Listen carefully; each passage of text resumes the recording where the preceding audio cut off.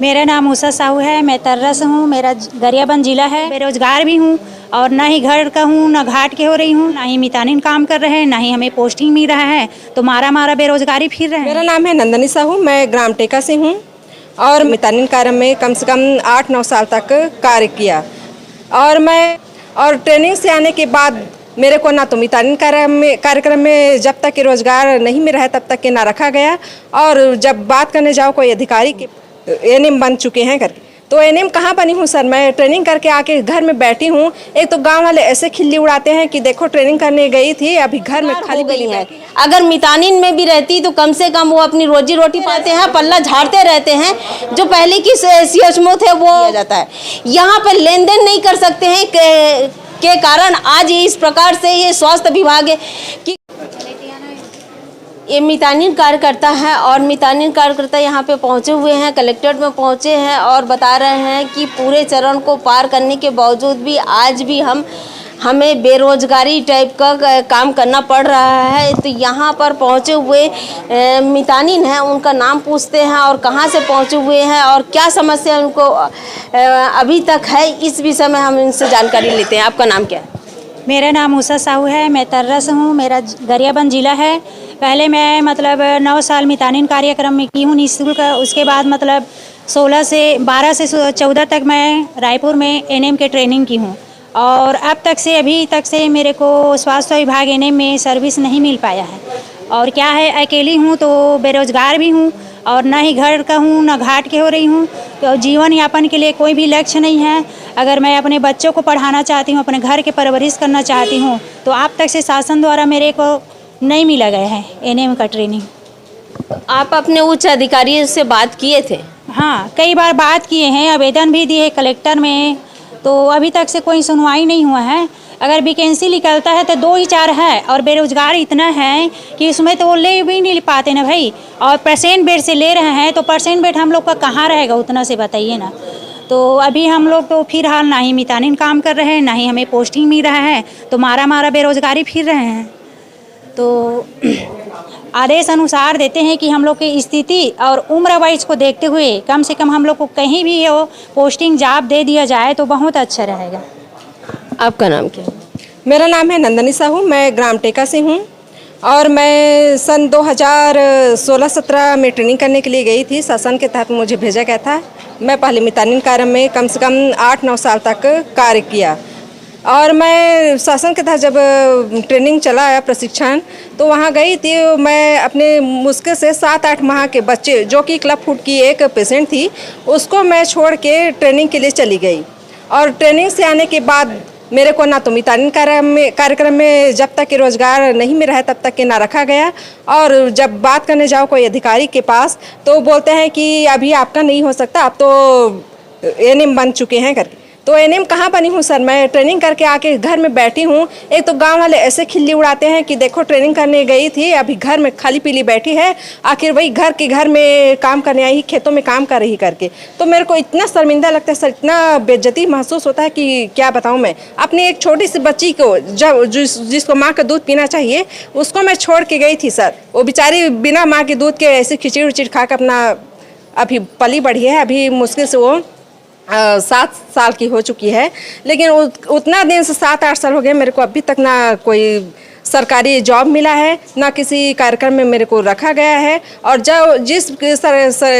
मतलब रायपुर में भी गई एनएचएम ऑफिस में, HRC में, वहाँ भी बस आवेदन को देते हैं और क्या वो लोग पढ़ते भी हैं कि कचरे के डिब्बे में डालते हैं, अभी तक उसका कोई रिप्लाई ही नहीं मिलता है। ये देख सकते हैं कि मितानिन कार्यकर्ता थी और मितानिन कार्यकर्ता जिस प्रकार से अपनी भूमिका निभाती है और यहाँ तक कि जो चरण होने के बाद में एनएम के लिए बाकायदा इनको ट्रेनिंग दिया जाता है और ट्रेनिंग से आने के बाद में ना ही वो मितानिन रहती है, ना ही वो आज स्वास्थ्य कार्यकर्ता है। ये स्थिति बना के रख दिए हैं और यहाँ पर गरियाबंद जिला के अंतर्गत में ऐसी कई मितानिन हैं, उनसे हम और एक बात है मैडम, जहाँ भी ट्रेनिंग करने जाऊँ वहाँ ऊपर से सीनियर के इतना प्रेशर रहता है कि कई घंटे मेरे को ना कुछ काम गलत हो जाता था, या फिर कोई बिना परमिशन के कोई घर वाले मिलने आ जाते थे कोई परेशानी लेकर, तो उसके लिए भी इतना डांट दबाव करते थे। कई घंटे छत पे खड़ा करवा के रखते थे, पनिशमेंट देते थे मेरे को। तो ऐसी खुली बिना खाना पीना खाए हम लोग ना 2 घंटे 3 घंटे भी छत में खड़ा करा के रखते थे सर, इतना पनिशमेंट देते थे। मैडम लोग भी अगर कोई तबीयत खराब हो जाता था तो अगर चले भी जाते हॉस्पिटल में तो यहाँ मरने आए हो, यहाँ झक मारने हो, दुनिया भर के अपशब्द बोलते थे सर। तो उसको सहन करके भी हम लोग इतना ट्रेनिंग लेके बैठे हैं।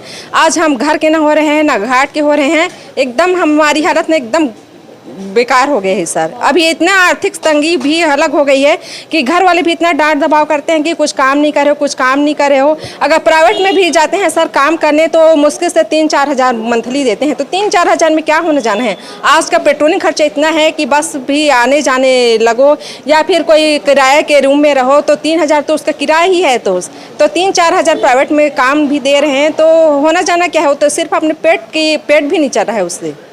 तो ये हमारी इतना आर्थिक समस्या है सर कि हम लोग रोजी रोटी का मजदूरी करके हम लोग 1-2 पैसा कमाते हैं तो दिन रात इधर उधर भागा दौड़ी पूरा वेस्ट हो जा रहा है हमारा पैसा। तो हमारे पास बच ही नहीं रहा है कुछ, 1-2 रुपये का आमदनी भी नहीं हो रहा है सर। तो हम लोग चाहते हैं कि कम से कम हम लोगों को हमारी स्थिति और हमारी उम्र को देखते हुए कम से कम कोई छोटा मोटा रोजगार ही दे दे। इसलिए हम इतना दौड़ धूप कर रहे हैं, भागा दौड़ी कर रहे हैं। इधर इस कलेक्टर के पास जाओ, उधर जाओ, इस साहब के जाओ, उस अधिकारी के पास जाओ। बस दिन रात हम लोग ऐसी भागा दौड़ी करके ना हमारा आधा उम्र ऐसी ख़त्म हो गया। तो हम चाहते हैं सर कि हम लोगों को कुछ छोटा मोटा रोजगार दे दें, हम एनएम में दे दें या फिर सेकेंड एनएम में रख लें। बस हमारे गरियाबंद जिला में ही ये समस्या है मैम, क्योंकि वहाँ धमतरी देखे हैं अजय चंद्राकर बहुत अच्छा काम किए हैं। 6 महीना ट्रेनिंग के बाद आने के बाद भी सेकेंड एनएम में हो गए हैं। उतना बेरोजगार नहीं है अपना धमतरी ज़िला में, लेकिन अपन गरियाबंद को देखो भाई, पूरा टोटल हम लोग बैठे की बैठे हैं।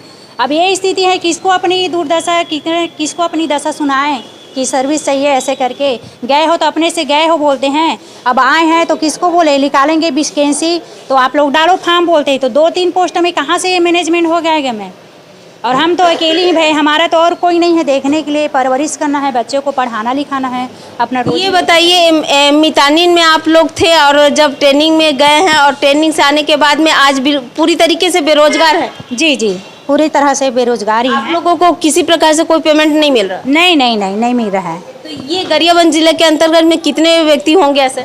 लगभग 15-20 ही है, 15-20 है जो मितानिन बे से ट्रेनिंग करके आए हैं और अब तक से बेरोजगार हैं। ये बताइए, और यहाँ के जो जिला अधिकारी का नाम क्या है? यहाँ पर आप लोग जिनके अंडर में काम करते हैं उनका नाम क्या है? वो तो चेंज होता रहता है ना मैम। अभी वर्तमान में कौन है? तब पहले कौन थे? जब आप लोग ट्रेनिंग में गए तब कौन थे? रात्रि थे सीएचओ रात्रे थे। अभी तो खैर ओराव हैं।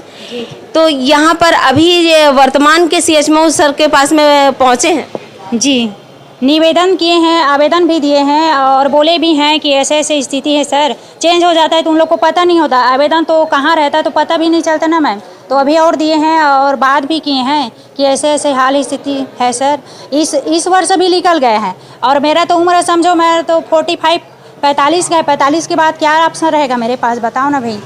बेरोजगारी है ना सभी लोग। यहाँ पर देख सकते हैं कि जिस प्रकार से ये यहाँ पर मितानिन कार्यकर्ता यहाँ पे पहुँची हुई हैं और अपनी जो समस्या बता रही हैं कि आज देखिए बेरोजगार हो गई हैं।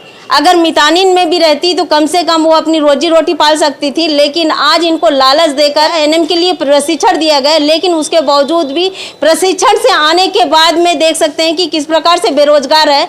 और बेरोजगार होने के साथ साथ आज अपनी उनकी परिस्थिति दुर्भाग्य है। और दूसरी बात है कि सीएचओ जितने भी आते हैं अपनी अपनी जो भूमिका है वो निभाते रहते हैं, पल्ला झाड़ते रहते हैं। जो पहले की सीएचओ थे वो पहले थे, अब आप अभी आवेदन दे दो, आवेदन देकर रखते हैं, पेंडिंग में रख देते हैं और फिर सीएचओ बदल जाते हैं, फिर वो जहाँ का वहीं आवेदन रह जाता है। लेकिन इस पर ध्यान नहीं दिया जाता है। क्यों ध्यान नहीं दिया जाता? कमीशन खोरी के कारण ध्यान नहीं दिया जाता है।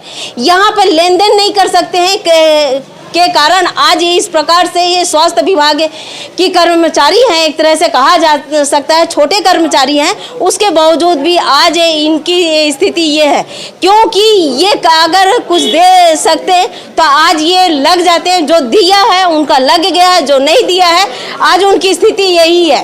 तो स्वास्थ्य विभाग की स्थिति ये बिल्कुल जमीनी हकीकत देख सकते हैं किस प्रकार से भ्रष्टाचार पार करते हुए आज स्वास्थ्य विभाग के कर्मचारी परेशान हैं। और आज जिस प्रकार से यहाँ पर 3 महिलाएं पहुँची हैं और यहाँ पर पहुँचकर अपनी जो समस्या बताई हैं, और ये समस्या को देखते हुए हम CHMO सर से भी बोलेंगे कि कम से कम इनकी समस्याओं को दूर करिए। मैं हूँ दीपिका, आप देख रहे हैं धरोहर संदेश।